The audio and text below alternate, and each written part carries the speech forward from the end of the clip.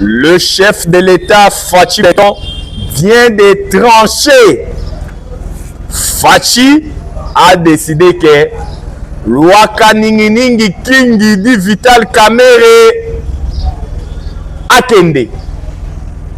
Après avoir échangé avec le chef de l'État, les 14, pendant plusieurs heures, chef de l'État a rassuré Vital Kamerhe. Alors, moi, la maïko bangate, ngai Fachi Beton a reprotégé yo. Mais après le départ, il y a Lwaka Ninginingi Kingi dit Vital Kamerhe, Fachi Beton lobby, son sort est déjà scellé. Toko analysant la émission Mukola Lelo. Le budget 2026 revient à la hausse. 20%, 20 milliards de dollars. À peu près une augmentation de 14%. Toko analysant la émission Mukola Lelo. Adolphe Muzito Fumumpa Oya Simbeli Masolo ya ministère ya budget. Adolphe Muzito convoqué na CNS, na Conseil de sécurité. Pourquoi convoquer Adolphe Muzito na CNS? Muzito à lobby, il y a une dette intérieure et extérieure évaluée aujourd'hui na 16 milliards de dollars au Congo à devoir na kati ya Congo et puis libanda ya Congo. Toko analysant na émission Mukola Lelo. Nyanga wakata oya M23 oti ko présenter 7000 militaires à lobby à FARDC. O ba récupérer ki bango na Goma, o ba récupérer ki bango na Bukavu, o ba kanga ki bisika nyonso to o ba contrôler ki ba localité na ba territoire. Et ces chiffres wana Corneille nanga pesi eza ya malonga ou bezali les histoires montées de toutes pièces. Toko analysant wana émission na biso Mukola Lelo. Qu'est-ce qui se passe kuna na douane Qatar? La situation reste statico. Malgré, on nous apprend qu'il y a des évolutions. On a déjà un projet à côté de l'Olenge Kani. Il y a qu'à libérer les prisonniers de part et d'autre. Donc, analysant wana émission na biso Mukola Lelo. Sans plus tarder, c'est votre humble serviteur Nakombo ya Jonas Ngandu, surnommé Charles Onana. Toujours dans la chaîne Abisso Bomesano, auto sengi Nabino bo s'abonner massivement. Bonjour, bonsoir, cela dépend de l'heure à laquelle vous allez coller l'émission Nabissa Mukola Lelo. On ne laissera jamais de le dire pour Nabolingwa Congo, Tokokanga mon côté. Car le Congo c'est le pays de nos aïeux, le Congo c'est notre dénominateur commun, Tobotama ba Congolais, Tokokufa ba Congolais. Ba Congolais de père et de mère. Le sort de Vital Kamerhe Lwaka Ninginingi Kingi est déjà scellé. Vital Kamerhe est allé voir les chefs de l'État pour un soutien. Yatata Mokonzi Ekolo, étant donné que les chefs de l'État, Yenda Zali, Mokonzi Union Sacrée, le président de la République. Ils ont pris langue avec Fachi Beton, lui, Lwaka Ninginingi Kingi dit Vital Kamerhe. Vous savez que il faut que les Otawapi. Les lois yo Vital Kamerhe Azaliko pesa sous confiance penza ba député Azaliko pesa sous confiance penza te. Ba lobi gestion na eza opaque. Azo gérer penza Assemblée nationale na lolenge longo banité. Azo voyager partout na mosolo Assemblée nationale. Il y a une information qu'on révélé, c'est une information to zoyango na conditionnel. C'est na rêve. Oh etali makambuya renseignement financier. Il y a un rapport et un scénario faisant en gestation qu'on l'a Kani. Vital Kamerhe Lwaka Ninginingi Kingi a créé un compte moko parallèle. Oh mon solonio sur l'Assemblée nationale et il y a qu'à côté dans compte na privé. Pour na yemoko, pour na intérêt na yemoko. Si réellement, je dis bien, si réellement information les gestation tozoka oh scénario oh tali makambo renseignement financier et bimisi pour un compte privé Lwaka Ninginingi Kingi dit Vital Kamerhe ya sala et kozala participer mawa wana ménage ici c'est que ça la paix musala na yango au-delà ya kolongola comme président de l'Assemblée nationale Justice c'est cause à l'obligation c'est la musala na yango lolenge kane sali na procès politique oyo to assistaki procès de la honte ya mwana mboka Constant Mutamba Tungunga. L'Assemblée nationale kaka nenge Constant Mutamba Tungunga ba influencer ki ba député nationaux pour na ko livrer na maboko ya cour de cassation. Eza pe lolenge moko Kamere auti ko sibir ou auti ko sibir Tolobaka yango les mêmes causes produira toujours les mêmes effets. Mutamba cloué avec un procès vide, un procès purement politique. Les lotus yanani, ya lwaka ningi kingi di Vital Kamerhe. Plus de 250, je dis bien, plus de 250 signatures déjà réunies pour le départ il y a lwaka ningi kingi. Ezomata, il y a de l'évolution exponentielle du côté signature, il y a des députés nationaux. La paire a changé de côté. Un traître, ba réservoir kaka sort na ye ou tarakaka na ki traîtrise na ye. Ba député balobi babiloko les a fondé. Il y a des enjeux de l'air. Le pays est agressé. La diplomatie agissante va faire son travail. Sur le front militaire, vous savez qu'il y a eu des couacs. Parce que on avait affaire à une armée de brassage et de mixage. Notre armée, vous le savez très bien, c'était une armée Oyo et Bandek au Bunda, pas comme une armée conventionnelle. Parce qu'il y avait trop de traîtres. Parce que c'est une armée et où tu as fouillé à brassage et mixage. Mais tout le monde le lenge kani. Yo Vital Kamerhe, yo Mutosimbi, Assemblée nationale. Il fallait que vous ayez le même langage na tata mokonzi ekolo. Mais na moyo za na tata mokonzi ekolo, na buto za na tata mokonzi ekolo te. OK, il faut assister na sommet ya nini ya ba parlementaire francophone. OK ko yamba président rwandais, président Assemblée nationale rwandais. Wana za mabete. Mais on nous signale que il y a eu des réunions occultes. Oyo Kamerhe avait pris part kuna na mboka France. Oyo azalai azosenga après va soutenir Yepe parce que Yepe en 2028 il faut tel ici sur Lubaya comme président de la République. Vous savez que Fachi Beto est naïf. Azwaki ba information là non sur tout est. Ba Congolais okuna bazala na France. Ba mona ki yo na ba réunion occulte na butute. Na ba salle moko secrète kuna na mboka France te.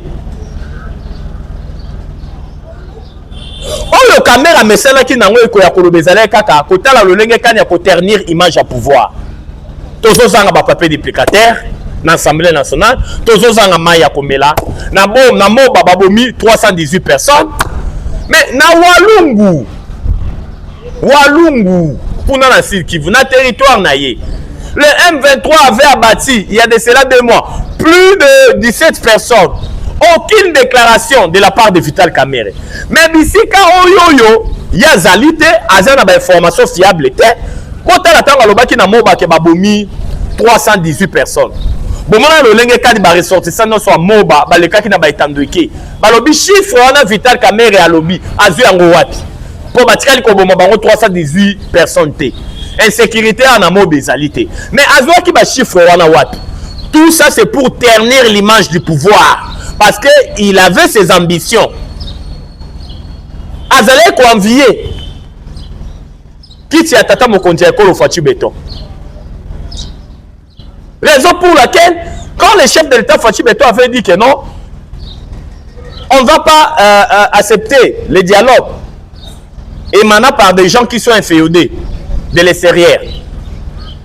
Vous avez suivi les lois Kaningi qui dit Vital Kamerhe. Non, on doit faire un dialogue, on doit associer tout le monde. Donc, il était en contradiction totale avec la vision du chef de l'État. Azali, chef n'est direct. La politique n'a pas d'état d'âme. Hein? La politique n'a pas d'état d'âme. Vous avez comploté contre Constant Mutamba. Constant a été humilié avec un procès vide.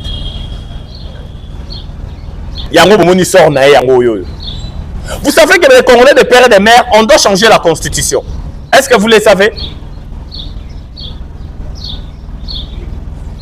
Le changement de la Constitution, c'est une nécessité impérieuse. La Constitution actuelle avait été rédigée en 2006. Aujourd'hui, nous sommes en 2025. C'est une Constitution qui est devenue archaïque, obsolète.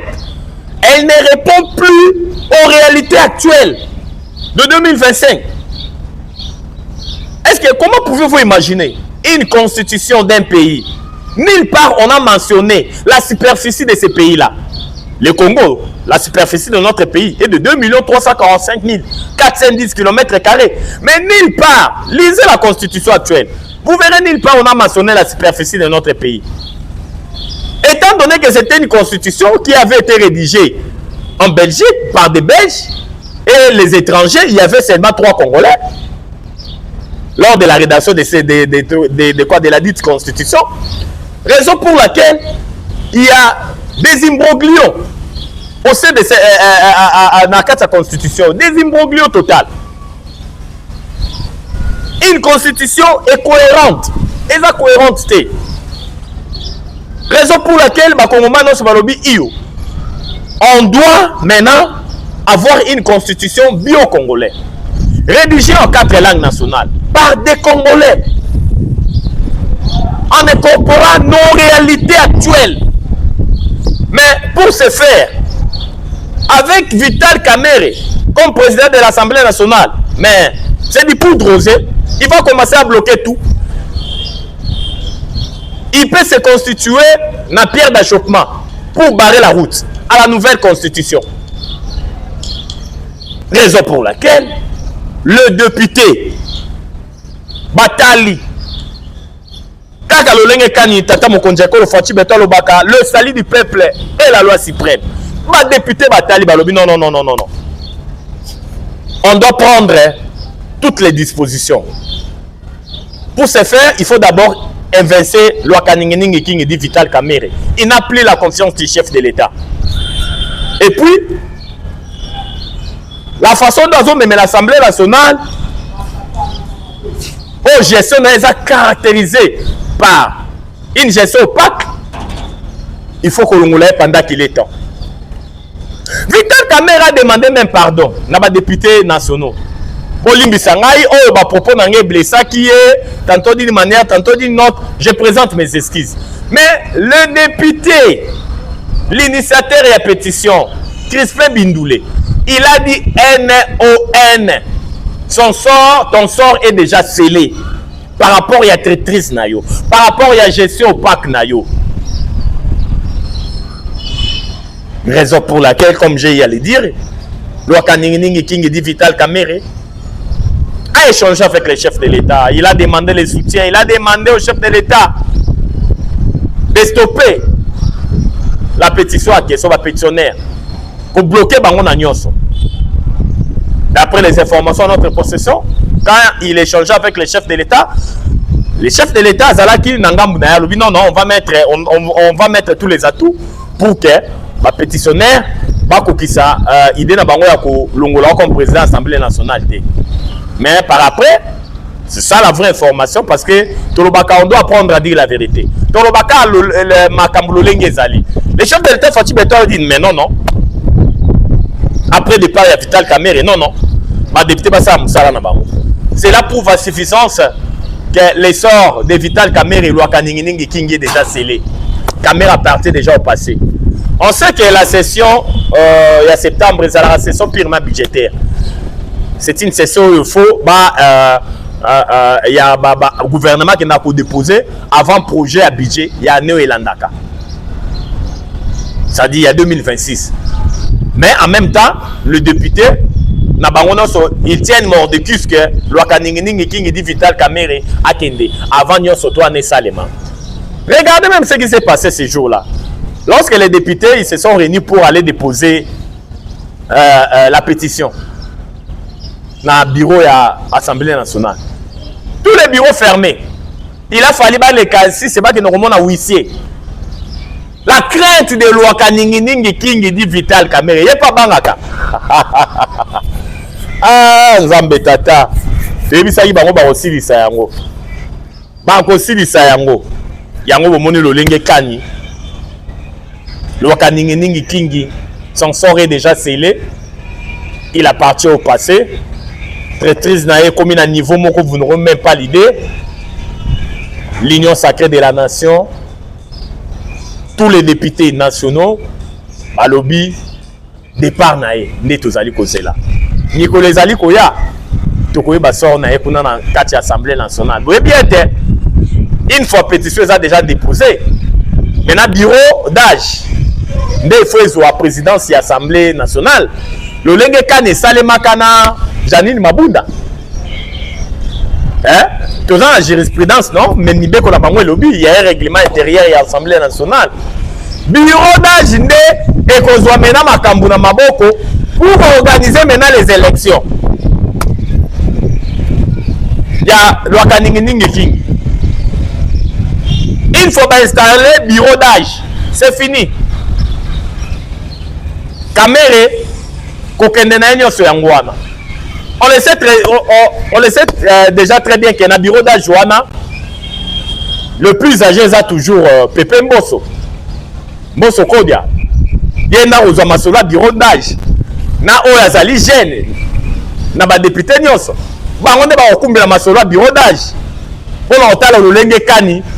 Il y a Kosalisa d'élection parce que tout ça la poste à président Moussous dans niveau assemblée nationale quand on est Koloba to yebisa rabino déjà la début année que donc obimana lo kaningi ningi kingi di Vital Kamerhe donc Kosalisa na année oyote kaka ndenge toloba ki ba congolais de père et de mère donc Kosalisa na année oyote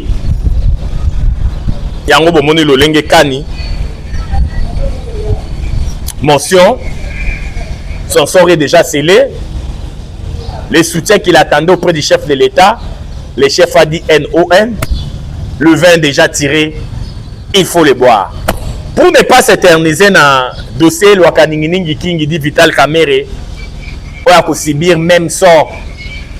Il y a Mwana Mboka, on a travaillé dans la vision Tata Mokondia Ekolo Fati Beton, Constant Mutamba Tungunga.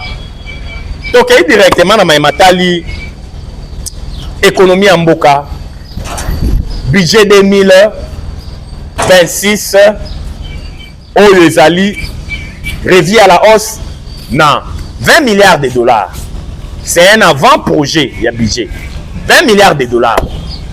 Wananyoso et la qui évolution exponentielle en termes de pourcentage à peu près 14%. Par rapport à du budget 2025 où ils en ont en cours. Tout ça prouve la suffisance sur le Lenge Kani. L'économie de notre pays est à debout. Il y a un autre monde le Lenge Kani. Le gouvernement a respecté la constitution. Il y a un déposé budget 2026. Kaka Nenge Mibeko Ambo le 15 septembre.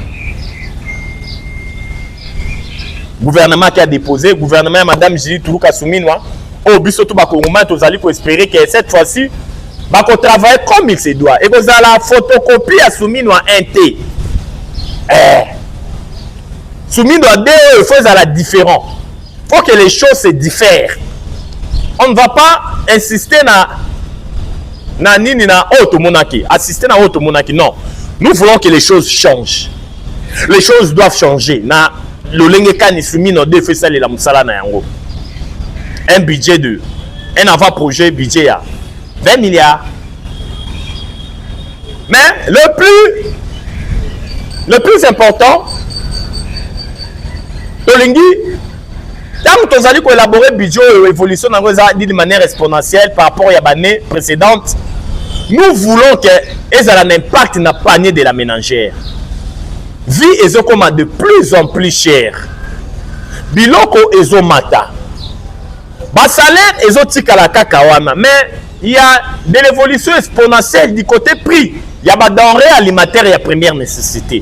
C'est là où les bas blessent. C'est là où les alliés ont dérangé les Congomani. Il y a tous alliés qui senga dans le gouvernement Souminwa D. Il y a tous les atouts pour les Congomani quand même sourire. La politique est l'art de gérer la cité. Pour le bien-être de la population. Mais dans le cannabis, vous allez présenter le contraire. Quand vous êtes nommé ministre, mandataire, c'est l'occasion pour remplir tes poches.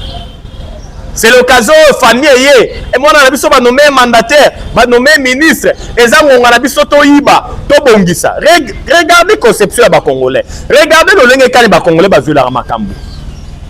Alors que lorsque vous êtes nommé, la nomination, c'est une charge. C'est une charge. Tu es redevable à l'égard de bateau Yozali Kokamba. Ce n'est pas un honneur. Et ça privilège, c'est une charge. Il y a un autre budget 2026 oyo. Avant projet, on va déposer dans l'Assemblée nationale hier. Tokosenga était. Et ça a vraiment budget et cadré l'inspiration à IDPS et à le peuple d'abord. Et cadré dans le lingue kanitata mokonje ko lo fati beto lo baka les salis du peuple et la loi suprême. Pour ne pas s'éterniser toujours dans même matali budget, nous avons une déclaration au ministre du budget concernant dette intérieure et puis la dette extérieure.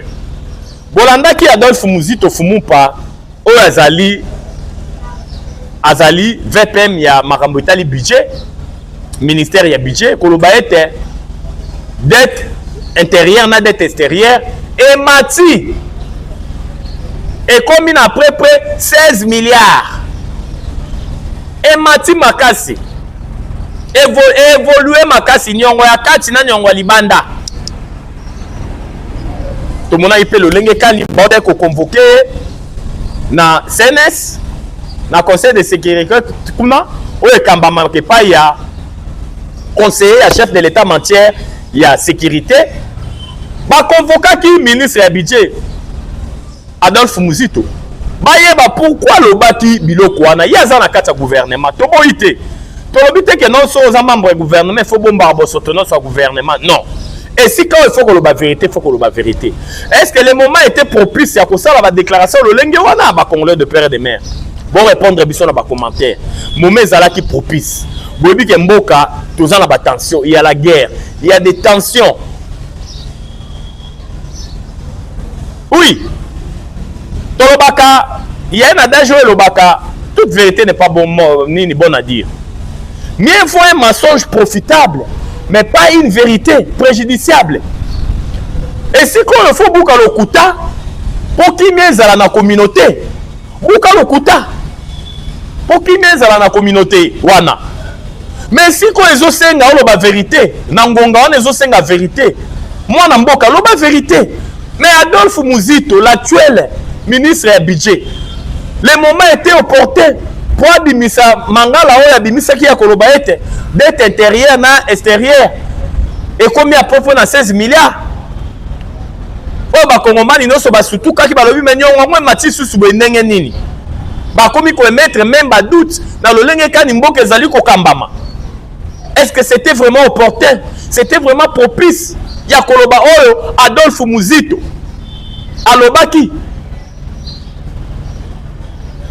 ba convoqué que na CNS où ils allaient kokamba mais pas ya conseiller ya tata mokonje ekolo na matière ya sécurité moi na mboka Ibirande kolongele mais tokoyeba mikolo ezali information ko fute kaka tokoyeba toyebi ki ba convoqué que suite ya mangala na wabimisaki ya kolobela dette intérêt na extérieur et matiti na 16 milliards de dollars mikolo ezali koya tokoyeba lisusu mingi par rapport à le lenge kani babengisa ki Adolphe Muzito kuna na CNS.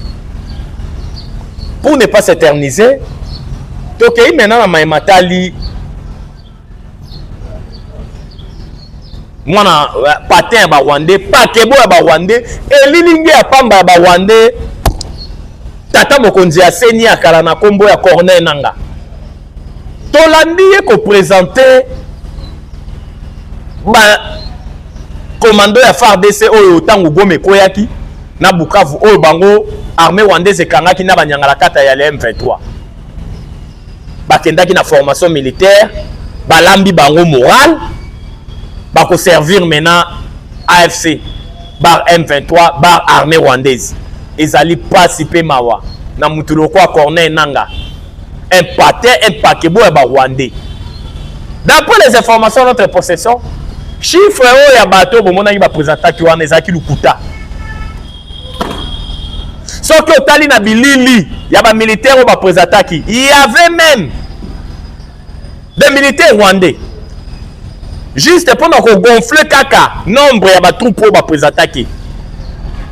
Pour nous ça l'a été ba FARDC na ba militaire FARDC bazana ngam na biso ba rejoindre bango lissus. Une fausse information. Des images montées de toutes pièces.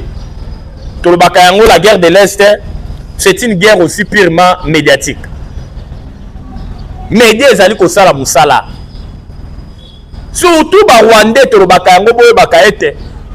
Na matali intelligence artificielle pour information na bango ba releyaka. Yango de mokili mobimba elandaka. C'est vraiment une information vraie. Ba Rwandais baza makasi na intelligence artificielle. Bon, mon le lenge kani ba relayer information na corner nanga ba pandi. To moni ba nanga la carte M23 ba comité na ko recruter ba magistrat, ko lancer processus de recrutement ba magistrat, ya ba magistrat. Bisiko ba yo bango bazali ko contrôler. Avec quelle velléité?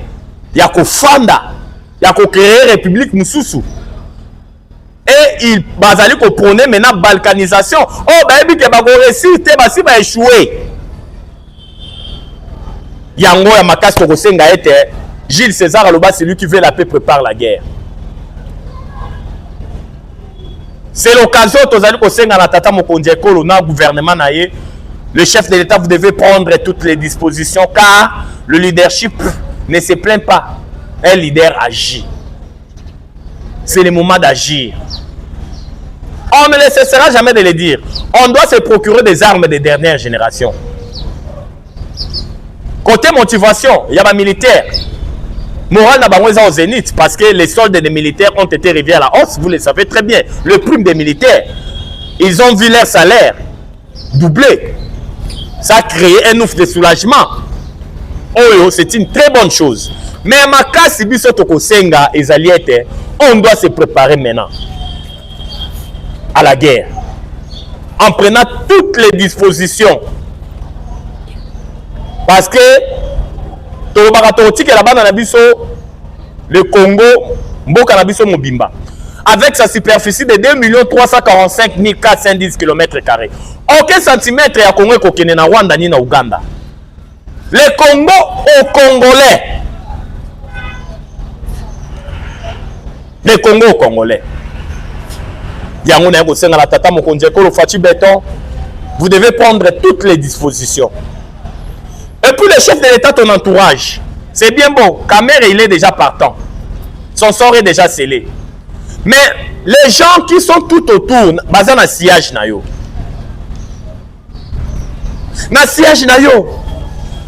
Na sepela non Sarkozy, le président honoraire François Bandé Koloba, Sarkozy Bandé Koloba, quand on est chef, des anabilo comme balé, que vous devez avoir un œil regardant. Les choix de tes collaborateurs, la gestion de l'information. Tes collaborateurs, bateau bazana siège nayo, bazali banani. Choix nini yo zali ko sala, na bateau baza tout autour nayo, tata mokonzi ekolo Fachi Béton. Les choix de tes collaborateurs, bazali loyal, bazali ko sala makambu, selon vision nayo, ou bien te. Et puis la gestion de l'information. Comment vous gérez les informations Fachi Béton? Il faut très bien gérer les informations pour les alliés parvenir et pas nayo. Parce que il y a Congo bazali mingi. Ne baissons pas les bras. Il y a Congo balamuki. Hippolyte Kanambe alias Joseph Kabila azali ko la pongite à la muki. Azali ko tambola partout. Il est en train de multiplier les voyages de part et d'autre. Kabila, c'est l'homme du passé. Kozon a président na Congo, Libungu Toulou, Bosana. Ya Kolobezala ke bele boyi biete, ba chaîne na biso ezali ka likambongonga. Notre chaîne eza likambongonga. Pona lelo to sukiawa. To ko ali susu lobby, wana ko tal samno lolenge kan mboka lalaki, mboka elamuka ki poto lo banga pona bolingo wa Congo. Jamais to kanga munoko. parce que tobotama ba Congolais. Tokokufa ba Congolais. Numéro d'habitude c'est plus 243 89 77 525 44. Plus 243 89 77 525 44. La patrie ou la vie. La patrie ou la vie. La patrie ou la vie. Ou la vie. Loaka ningi ningi kingi dit Vital Kamerhe. Chikicha chikicha. Tcha tcha. J'ai dit et je vous remercie. Ciao.